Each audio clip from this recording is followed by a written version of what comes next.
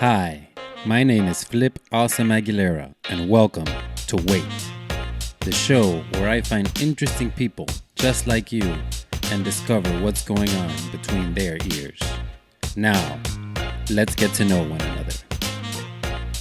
What's going on, everybody? Flip Awesome Aguilera here. Welcome to another edition of WEYT.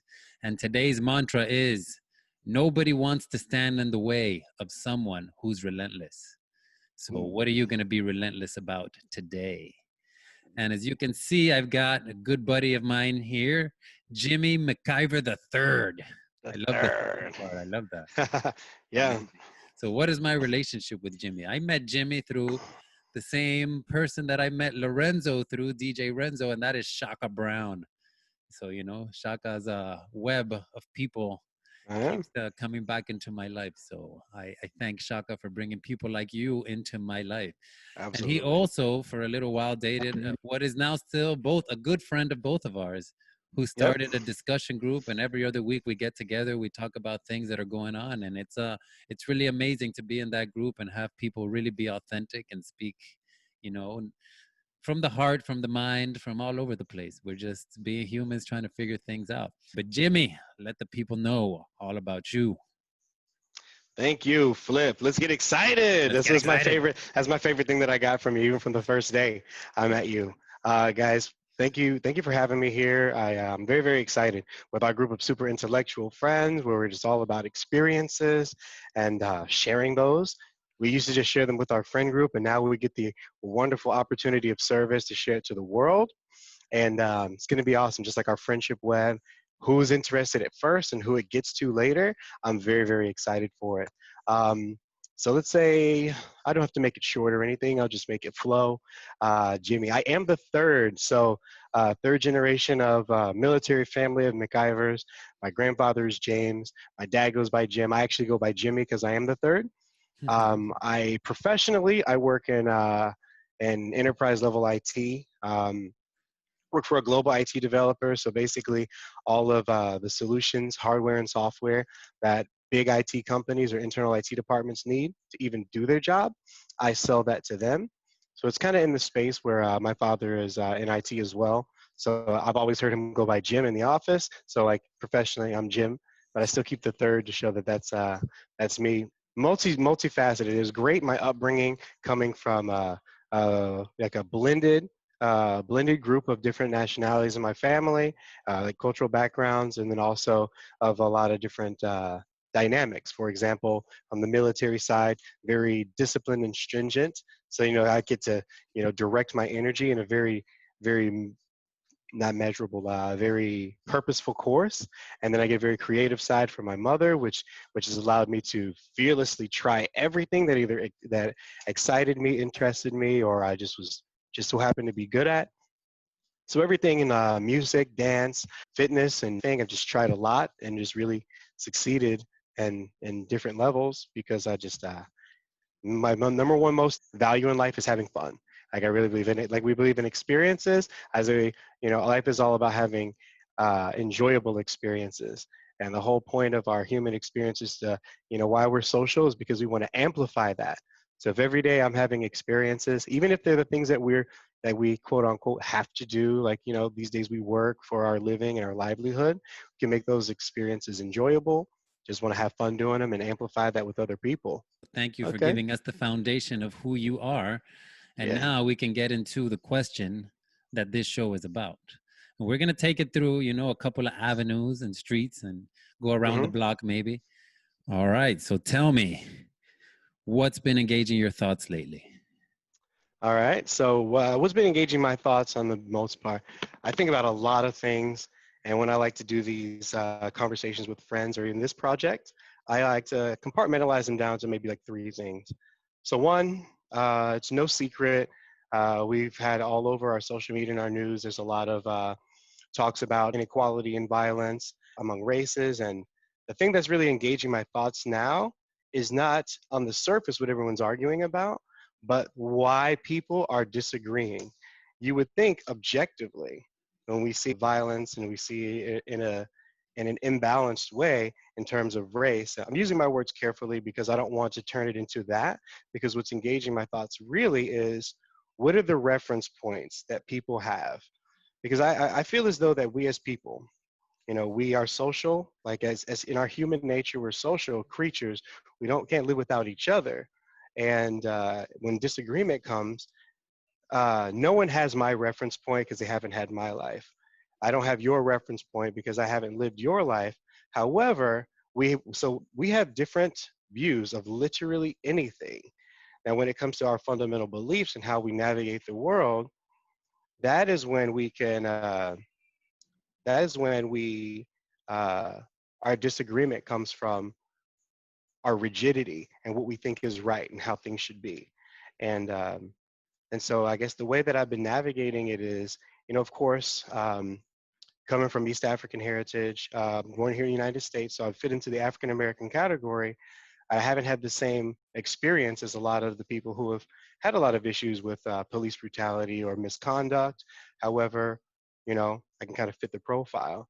So even in that aspect, I don't have the reference point.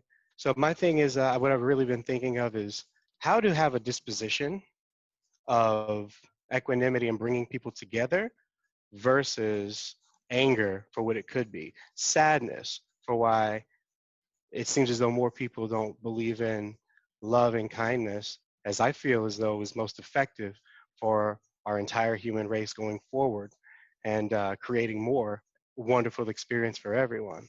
And I would say that's probably the number one thing that's been engaging my Well, thoughts. let's circle back here because you were Hmm. talking about your experiences. Hmm. So, coming up as an African American male in the United States, you Hmm. said your experiences have been a little bit different, or you feel that they've been different than, I Hmm. guess, what we'll call the average Yeah. African American. How have your experiences been different? Can you give us a few examples Hmm. of how it's been different for you? Yeah, absolutely. So for one, I got to see a lot of different places. I didn't grow up in one specific city. Being in a military family, we traveled a lot. I grew up in most of the cities on the East Coast that have signal bases, basically where military intelligence is, people are stationed. So then I was exposed to a lot of different nationalities. I never lived in what they would call the hood or rough neighborhoods. Never lived in what they would call the ghetto. Um, I come from a home with my parents separated and divorced when I was young, so they've been remarried on their other sides. And on my mother's side, they actually never married, but a family of Puerto Rican and Panamanian people. So then I Okay. had a very Latin experience growing up. And at the same time, my mother was an educator, and I went to one of the best private schools in Georgia, Augusta Prep.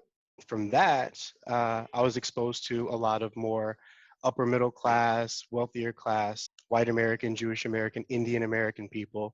So I never had that exact experience having to be disenfranchised, if you will.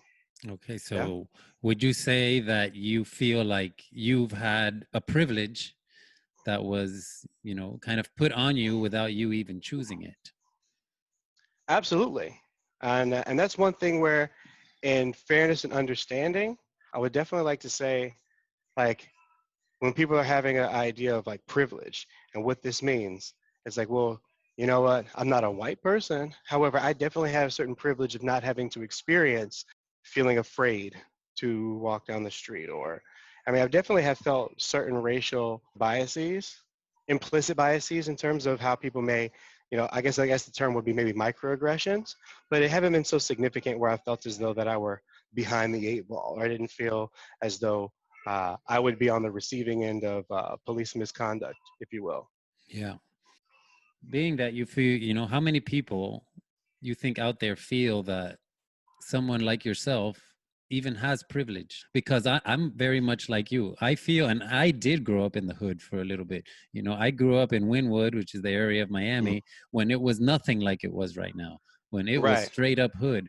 But yet, when I look at my life, I feel like I live with privilege. Number one, I was born in this country. that's a privilege in and of itself. I work hard. I try to work hard. In what I do for a living, I feel like I'm always around, kind of wealthier, higher end people. So just my life feels like it's just constantly around all these things that people would consider of privilege. I do know, and I do believe that stereotypes are there for a reason, Hmm. because the probabilities suggest that that's why stereotypes come up, because they're probable. But to your point, how can we, as men of color, people that are not white, how can we come together and brainstorm a way to make people realize, yeah, some people might treat you A, B, and C, but it's still up to you Hmm. to be the type of person to overcome all of that. Basically, why is all that happening for you? How can we make the solution to make people think, why does anything happen for me instead of to me? I'm glad that you asked that because that's one thing that's engaging my thoughts. How can we generally come together as men and women of color and not?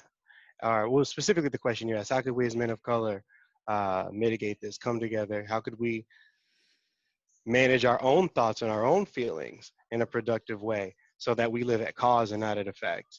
And I'd say there's a lot of layers to it. I would say the first that I would say is, for one, understanding other reference points.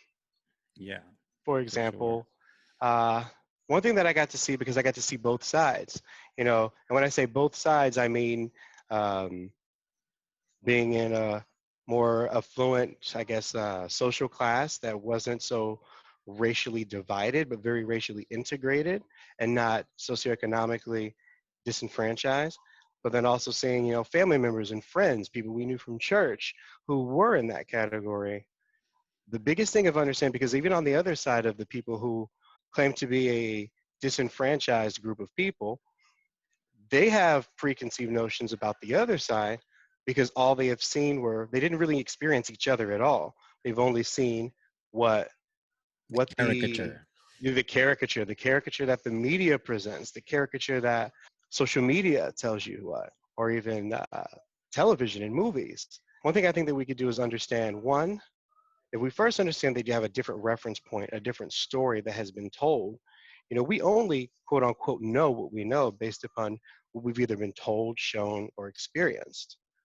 So if I can take those three things, what we were told, shown, or experienced, then one, shown, well then we can't really have a whole lot of that. Told, there's not that much that we could do about that with other people, but experience, that's my first part of starting to understand. For example, let's say that what I have experienced in my life, or what I could call, what people would call, so maybe some implicit microaggressions, maybe some sly comments or jokes in a group of people. I could take that and take offense and let that influence my behavior, my speech, and my feelings about myself and other people. Or start with, okay, it may be, and very, very likely, they've never experienced the other side to know that that even is something untrue or a microaggression. So I am a true believer that I actually saw a quote recently. I think it was yesterday. It said, I know I'll paraphrase it because I don't remember exactly, but it said something along the lines of, never trust your mouth from a bitter heart. That's exactly what it said. Never trust your mouth from a bitter heart. So let's just say our mouth could be the audible mouth or even the mouth of the mind as we're talking to ourselves. If I feel bitterness from what I just experienced, let's say my experience like a microaggression in a conversation, or what feels like a microaggression in a store. Maybe you can notice an intent to break eye contact or avoid eye contact, or people moving in a way that is away from my location, and it seems unwarranted. If I go from bitterness, now I can't even have I'm able to have a good conversation with myself about how I want to be, what that could mean for me, and what to go forward if I go from bitterness. Or if I start from the bottom, well, you know what? It's very, very likely, because that person doesn't know me, I've never seen them a day in my life. If I feel there's something from them, it definitely has to be from a combination of what they have experienced before with someone who looks like me, what they were shown about people that look like me, or what they were told. Yeah. So going from Yeah, that, that's a that's good when way to break it down. Yeah. So I think that's the first thing. And you know what? I'd love to, unless you want to ask more, I think I would say that's the most fundamental and most important thing, because I think there are a litany of things that we as men of color can do to So mitigate, I'm going to write you know. those down here so I can Hmm. have them down in the show notes. So that is what you are told, what you are shown, and what you experience. Now, something that I did write down here because you brought up these two specific words, and it was the words cause and effect. Hmm. And something, when I think of cause and effect, something that I think I, I I've noticed is that you cause and effect are kind of the same thing. You can't have one without the other, and they're consistently bouncing off each other. So you can't have an effect without a cause, Hmm. and vice versa. You can't. So when I think you said something, and it's that I don't remember how you said it, but I know you said the words cause and effect, Hmm. and I think we need to be more open about how we use those words, cause and Hmm. effect, because this is something that you and I are very much in line on, is how we use words. Yes. That's my favorite thing about, if I can think really quickly, boom, your favorite thing about Flip is that the way we use our words, we talk to ourselves and other people, can So change the entire experience. so when people blame an effect because of a cause, I think they're missing the whole thing. Like if you think of a river and there's a big boulder in the river, that boulder is going to make the water go around it. That is the boulder is the cause, the water going around it is the effect. But that also is the foundation for the next cause and the next effect. Another Right. thing I wanted to ask you is, do you think there is a big difference generationally from the older generation to your generation and how we see race relations? Like, obviously, it's bubbling up to the top right now. There is a problem, Mhm. but is it trending in the right direction? Um, I like that one. And I do want to go back to the cause and effect. I have a couple of things on it. Let's answer this one first. I love going Yeah. here and back. It just makes it, I think it makes a great texture of a conversation. I do believe that it is generational. And despite what picture any person might see at a certain point of time in mass media, mainstream media, or social, I do believe that we are going in the right direction. We're seeing kind of like you ever been holding on rock climbing for a long time and you're holding on to something and it's falling, and as soon as you know that you're falling, you hold on even tighter? I feel like that's like the bubbling that's happening right now. There are many anecdotes, many sayings like, the night is darkest right before the morning, or it gets this hardest before it becomes easy. I feel as though like when we're slipping because we know we're slipping and we want our safety. That's when we tighten up a little bit more before we inevitably, you know, have to release that grip. And what I think the evidence of that is, for example, in this protest, like the central focus around the main focal point of a lot of the protests and the conversation around race right now is centered around police brutality and violence toward, specifically toward Black American people in this country, which stems from a deeply rooted system of oppression, supremacy, slavery, and institutional racism. The central focus is here, but we've Which are the seen, causes and effects from the last yes, generations.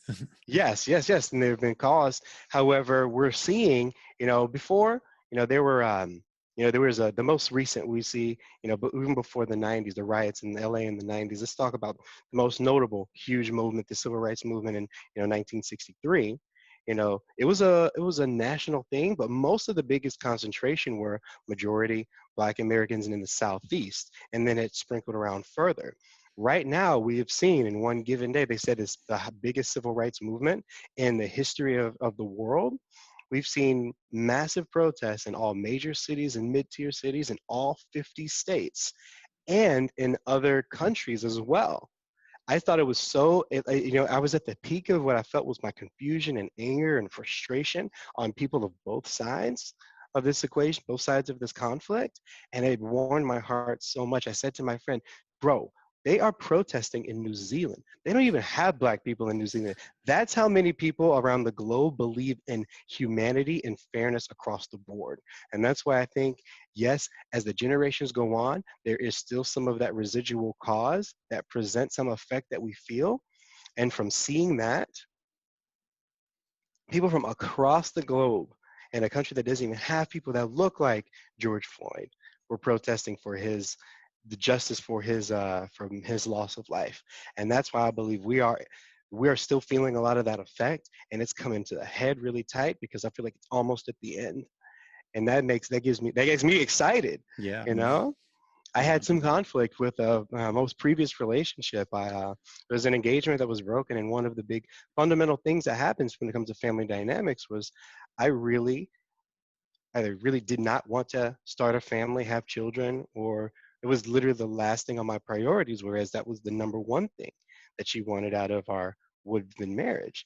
And the biggest thing behind it was not about what I felt about my capability socioeconomically, but was for the fact that, I don't even feel safe driving up to Fort Lauderdale from here, you know?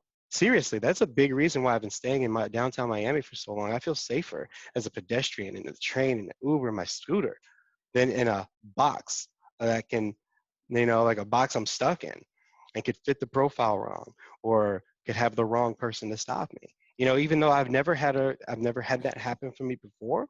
So that's just Uh, emotions that you're feeling lately.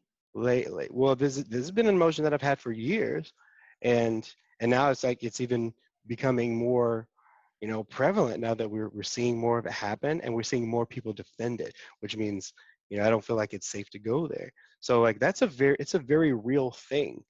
I really feel as though that the disagreement and the argument is because of this is where the central focus where we started, you know, what's engaging my thoughts is because people hadn't experienced it, they haven't seen it, they feel as though it's a narrative that doesn't serve them, so it must be wrong, you know?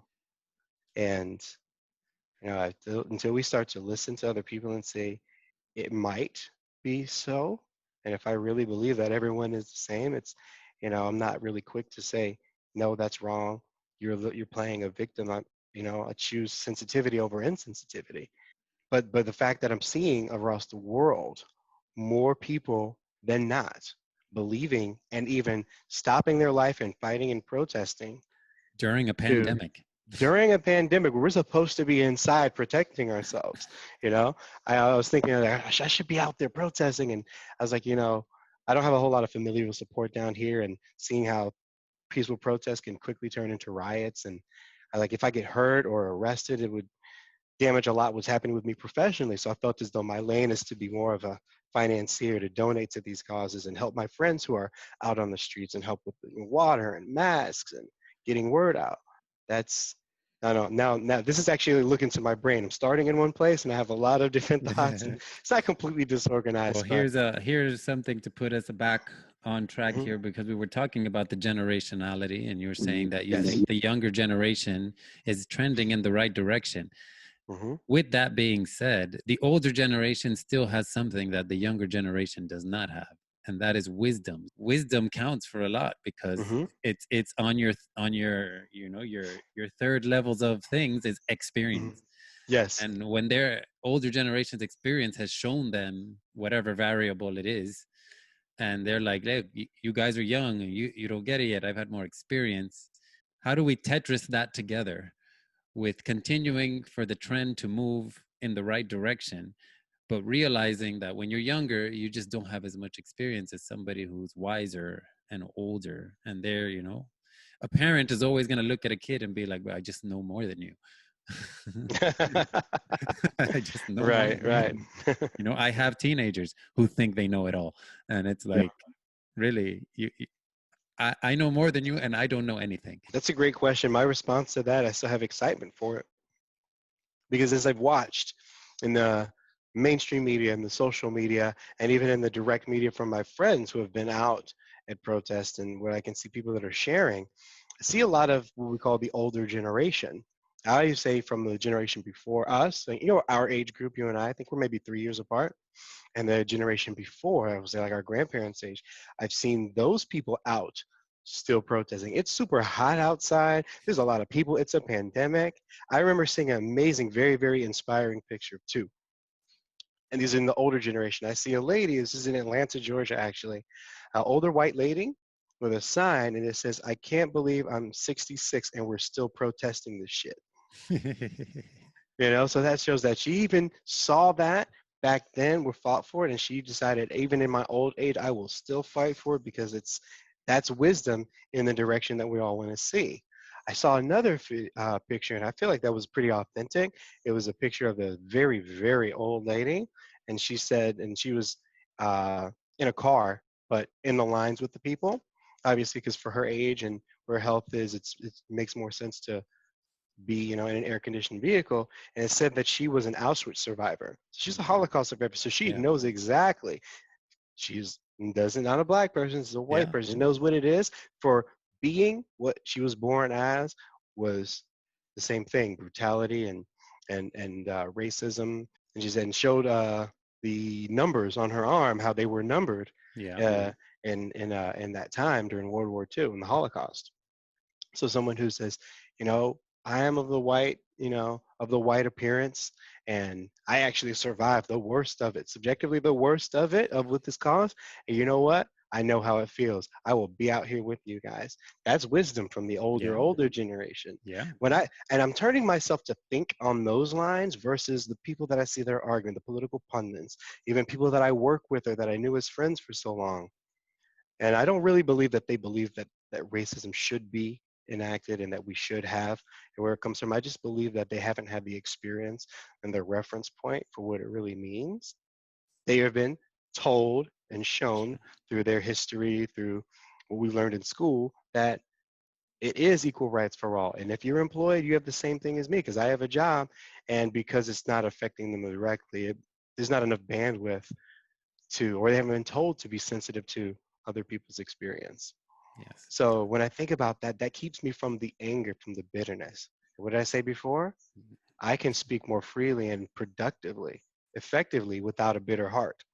Yeah. Awesome. That was a fantastic answer. So thank you for all of that. I Hmm want to switch gears. Before we do, can we Yes. go? And this doesn't have to be, this could be like a little one-off, but I wanted to jump back to the cause and effect thing.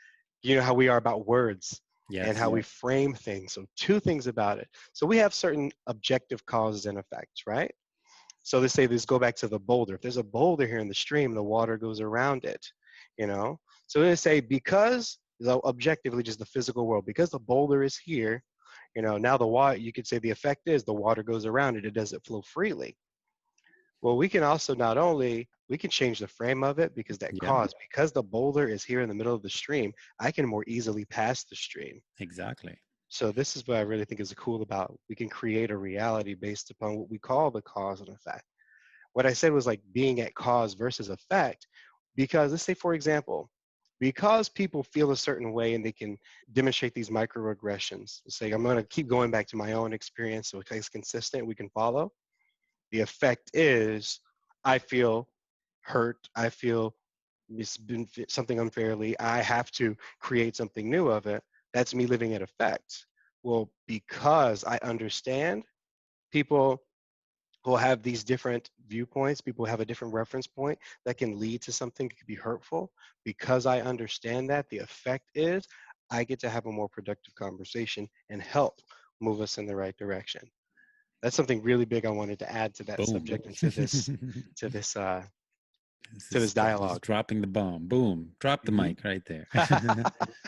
Great, great. So now to continue on our how we use words, I wanted to bring up something we spoke about a few weeks ago in our discussion group, and it was the words independence versus self-sufficiency when it comes to relationships and how we are speaking to ourselves and creating the foundation of both men and women, right? Because we say, Hmm oh, we want women to be independent, and the women turn around and say, well, we want our men to be independent.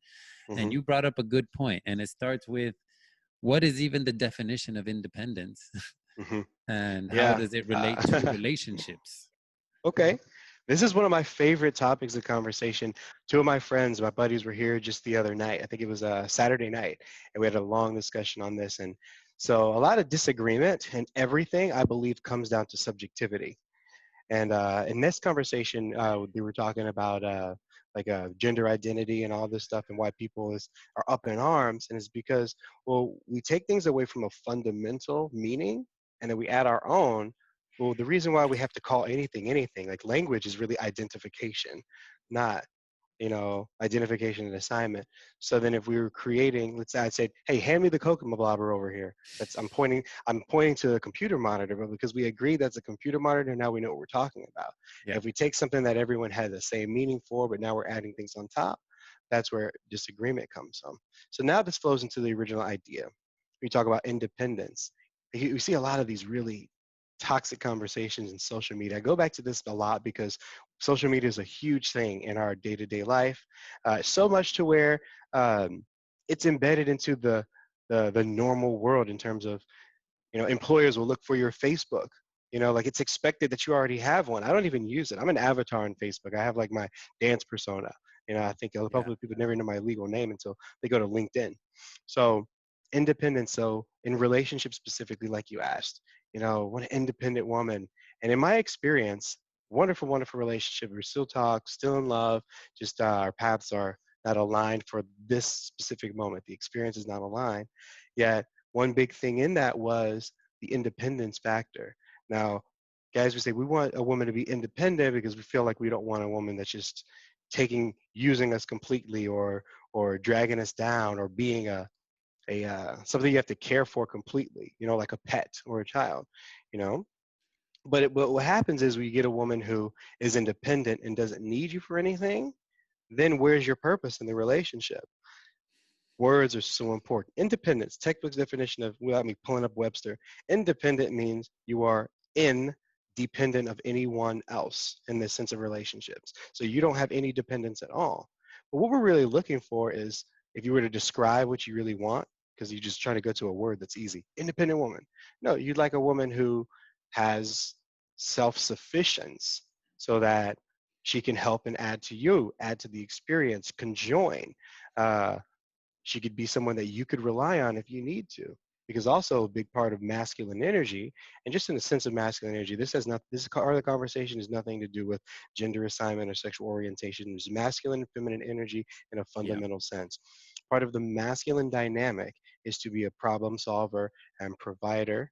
And so when we get a woman who is independent, who is not dependent on anything else, then there's no room for the masculine energy to be in that relationship. There's no Or use for you. she would need to be both the masculine and feminine energy for herself. She already is, because we Yeah. asked for an independent woman. What Yeah. do you ask the universe for? The universe always brings. So you say to the universe you want an independent woman, you've got an independent woman, and you got nothing to do. Yeah. And then the Another, woman doesn't want you because a woman still wants, and I'm speaking in generalizations, so right, this of is a course. stereotype, but women, for the most part, want men that are decisive and can make Mhm. decisions and are also self sufficient. Yes. And, we can even talk about the money because people, that's what they think of immediately. Oh, I want somebody who's got enough money. But right now, we're going through this pandemic. A lot of people's money has been messed around with.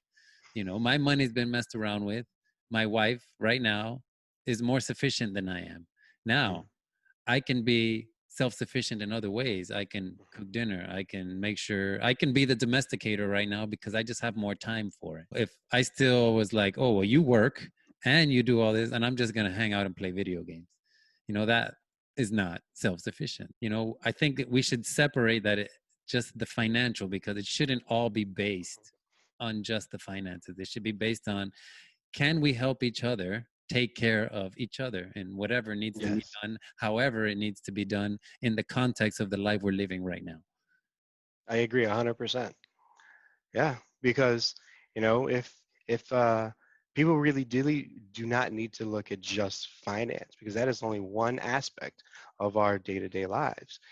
Because someone who is we have finance, we have emotional sense Yeah. of ourselves, social sense of ourselves. We have a lot of that. And domestic Now sense. Yeah. domestic sense, we have all of that. Now it is, I would imagine it is very rare, if not non-existent, for someone to be completely self-sufficient to the independent part, where they're independent on anyone in the world for any of those different things. The quickest ones I can think of are be emotional, spiritual, financial, social, domestic, you know, because that independence, well, you have all the boxes checked. Well, you also your life experience is not amplified Yeah. because you don't need anyone to help amplify it or fill in the blank somewhere to teach you anything. Yeah. And And so, and what to your point here, it would be hard to learn things if you were just completely dependent on yourself and there was no yes. outside Oh, there's no influence mental or room to learn. yeah, you're All that's it, it. You're it. That's it. yeah. And what has been some of the responses you get when you bring up this difference or distinction, better said, between Hmm. independence and self-sufficient?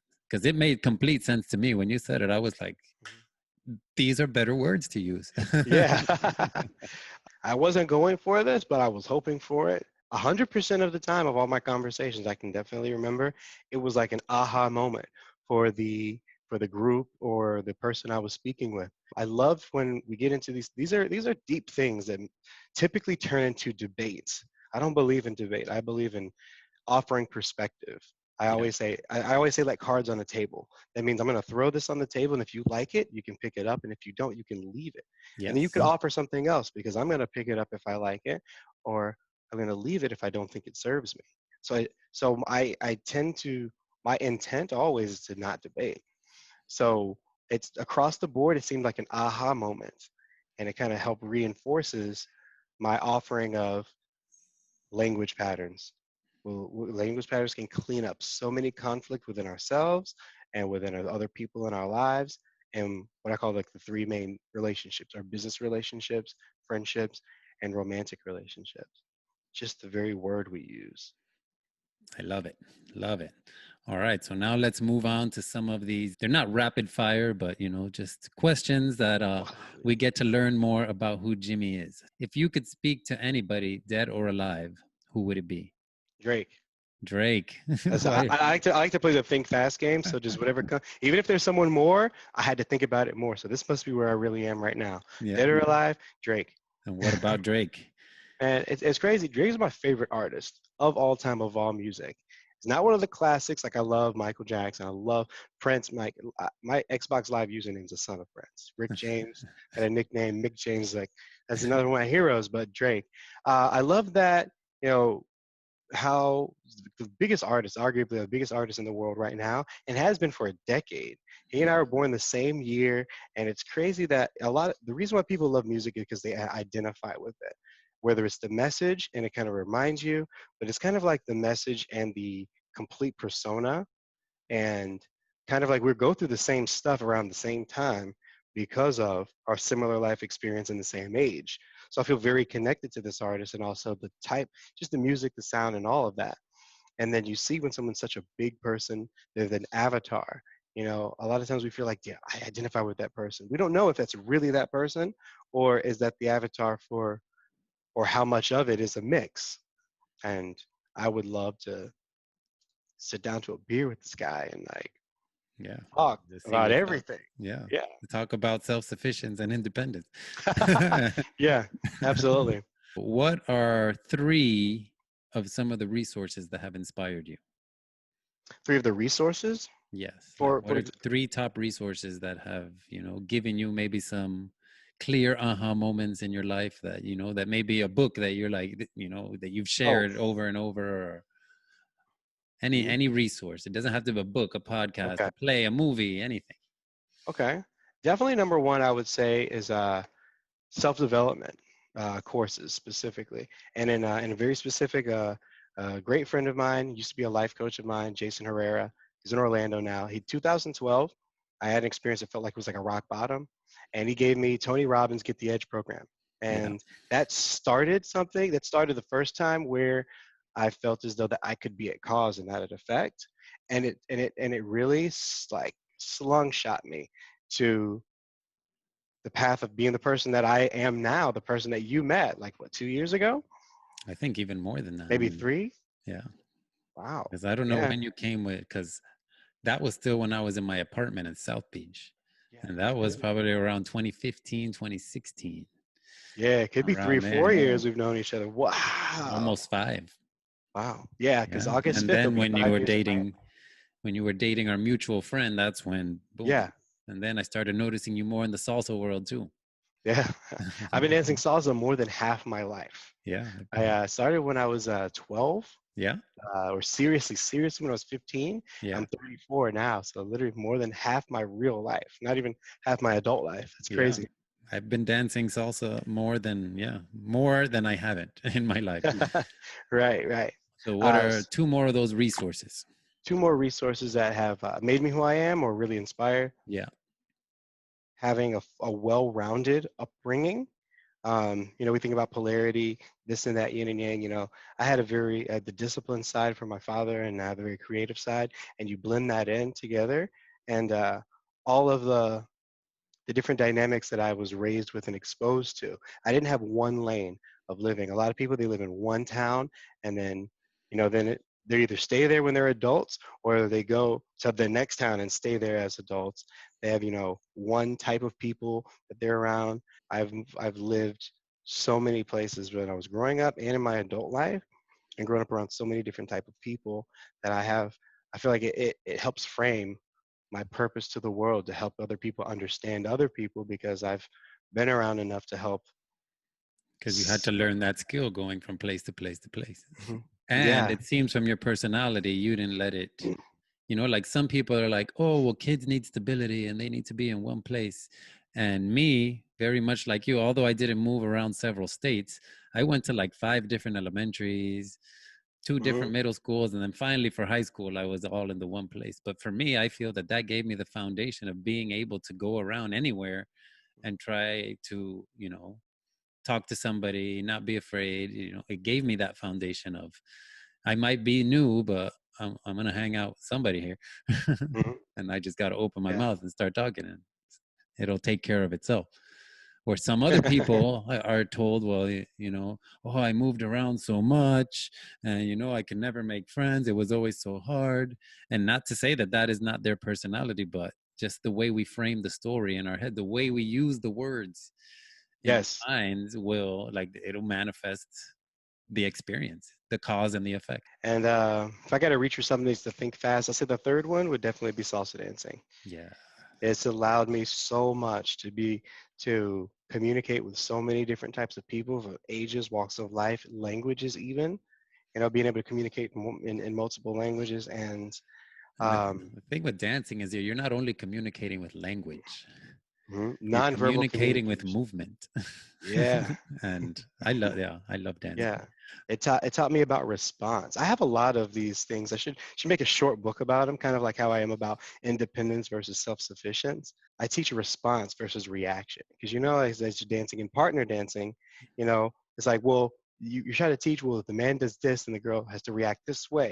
And I was like, well, if you remember, Einstein postulated that every action has an equal and opposite reaction, which means you're opposing. But if you have an appropriate response to everything, then you're already And moving. flow. And I transpose that to other things. For example, in this conversation of inequality and debate, if I say this, you say that, or if you say this, it means, well, I think I understand why you say that. This is what I feel, and then an appropriate response and exchange can happen, and now there's harmony versus contention. Yeah, I like it. If you could go back and speak to your 18-year-old father, what would you tell him? If you could time travel. Don't get married and don't have me. If I could talk to my 18-year-old father, Yeah. if I can go back in time and talk to my 18-year-old father and tell him Yes. anything, don't get married to my mom and don't have me. So why expand on that a little bit?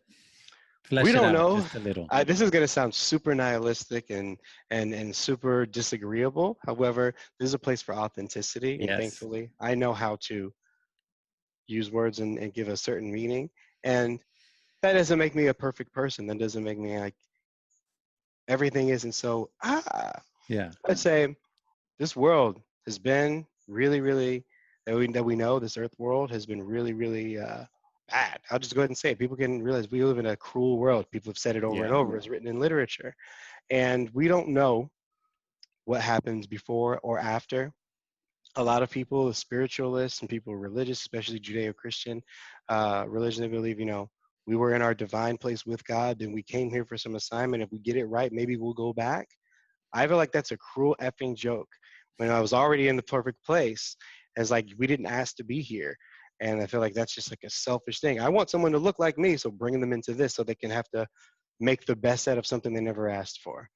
Well, we You don't said know if if you we asked for it or not, right? If we don't know what happened before, you don't know. Yeah. right. Yeah, we that's very true. We don't know. But if I with my consciousness and what I think that I know now, Yeah. if I had to answer that, go back, don't even bring me up here. All right. Sure, I I'd have a rather stay in lot. the perfect place. Yeah, yeah, sure. I've maintained and I've created, you know, more out of whatever was given to me, and created some wonderful experiences and some wonderful uh, things. But in spite of, I just had to be here. Versus if I had a choice, if I knew what was ahead and I had a choice, nope, don't even start this conversation. Go to the next person. Go to the next one. Last question. Are there any questions you would like to ask me? Yes, so many. It sounds kind of like a little bit of a wrap up. So let's keep it online with our theme. What's engaging your thoughts as of recent? Let's say the next Well, I'm 24 about to move to hours. Colorado. That's right. You told You us in the know, group. so What's engaging your that's thoughts on that? well, I have to go over there and basically start all over financially. So that's what's engaging my thoughts. How am I going to do what I did when I was growing up? Go to the new school and make new friends. How am I going to set that up? How am I going to meet as many people as possible in a place that has a small percentage of the amount of people that are here, and in a place where I'm going to stand out because I'm a person of color? Mm-hmm.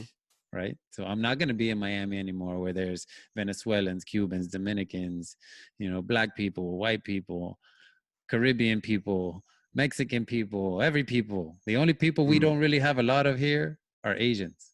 But they could come Right. over here and we hang out with them. Just, we got Russians, we've got Yeah. everybody.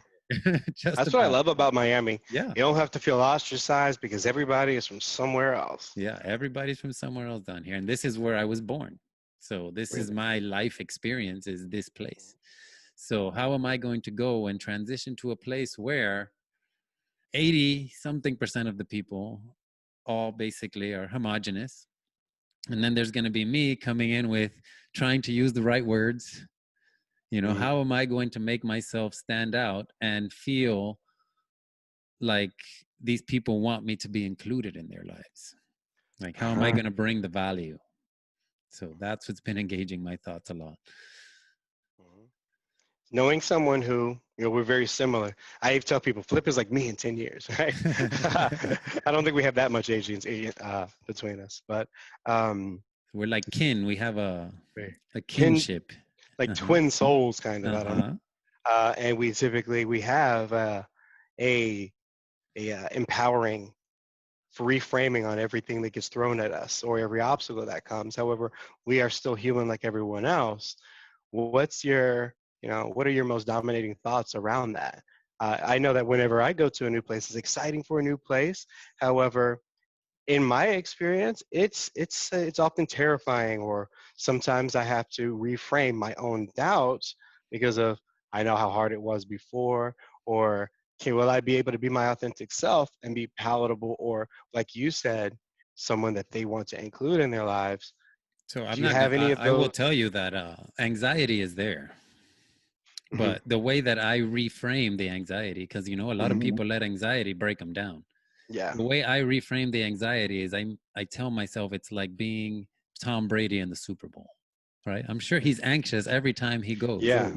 but he Gotta be. uses that anxiety to be like, let's Hmm. go, let's get pumped up. Like it's like the anxiety before you drop on a roller coaster. Like Yeah. it's coming. So Hmm. hopefully, if that's the way I'm framing it, hopefully that's what life will manifest itself as. Right And on. when it comes to things like doubt, I just wrote down a quote the other day that says, doubt kills more dreams than failure ever will. Ooh. And that's gonna be one of the ones that I use for one of these episodes. That resonated with me, which means that I understand that doubt in and of itself is pretty useless, because all doubt does is stop you from taking action.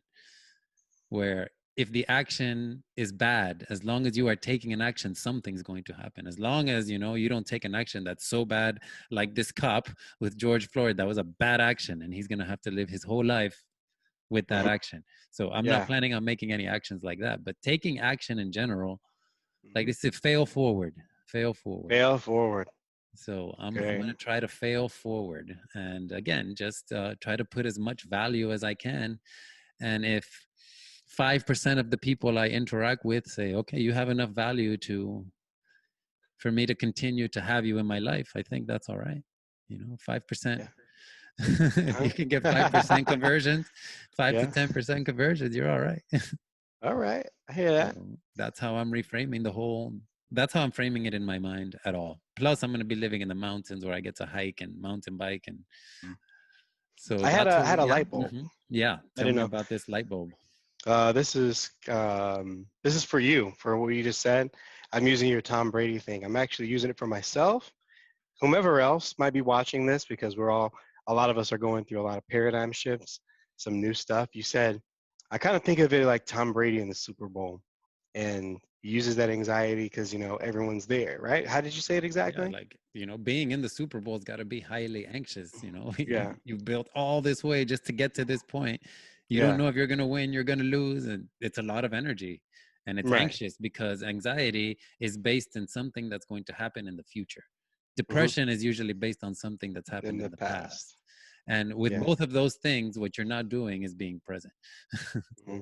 Right, But right. I can give Hmm. Tom Brady a pass on thinking about wanting, Hmm. it's you've been preparing this your whole life, Hmm. and grateful for somebody like him. He's got 6 rings, right? He's the best guy I think ever, so. Think and so. I'm still pretty sure he gets nervous every single time Hmm. he's got to Right. walk out during that game. Yeah, because there's a possibility of failure, right? If we take a look at what anxiety is, the real reason why we're anxious is because what it would mean if we fail. And the light bulb that kind of went off was you made it to the Super Bowl. You have all of these people who you want to win in front of. They are there because they want to see you win. And why do And they want to lose. see you win? And you're there because they think that you can do it. So if everybody else thinks that you can do it and they're there, they want to see it, they think Yeah. that they want to know that they're right. I think he can do it. I want to see it. I want to be there when he does it. Yeah. More than just at home, we think about it like that. That's something that I'm going to use for my next mountain. Is I'm thinking, all these people came out because they want to see me win. They want to see me win so bad. They think it's so possible that they bought tickets to see me win. Yeah. Dang it, I'm a freaking win. That should be the So intention. hmm yeah, That I should mean, be of the course, intention. at least it makes us act bigger. When we Yes. fully expect it, it makes us act bigger, Yeah. which increases our chances in the physical world of actually winning. I Exactly. believe. I'm one of those people that thinks every loss gets you closer to a win anyway. Yeah, So you can't win them all, as they I say. hope I But could adopt that at some point because I really try to avoid I try to avoid losing at all costs because it takes a lot of work to get the confidence back up. well, Uh, that's your game that you got to keep playing until that inner critic mhm. is ready for prime time all the time. I like that one. All right, and with that, let's let the people know where they can find more Jimmy McIver III. It depends on what lane you really want. Find me on LinkedIn. If you're in the tech world, Jim McIver III, you can find my info there on LinkedIn. That's MCIVER.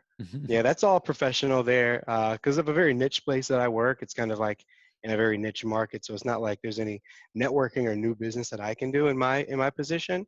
But it's cool to learn more about cybersecurity, about managed services and stuff like that. On a very cool and personal social note, you find everything like dance and fitness and rollerblading and just positive things. That's like a cool little backdrop. Instagram, you can find EQX Jimmy. I'm cycling trainer Equinox, so EQX, like that's kind of a big thing for Equinox. EQX Jimmy, Jimmy, all together, and connect with me there. Share songs that are really cool. I always have like a fun diatribe of something that's going to be uplifting and inspiring. I'm typically talking to myself, but then it helps other people. So why not? Yeah. Look for Jimmy. He's definitely an intriguing and interesting person to engage with.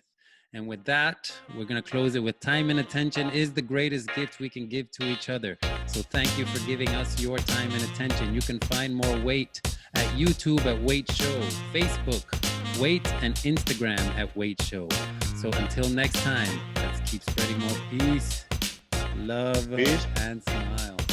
And so, yeah. Remember that, Soul Train? Soul Train.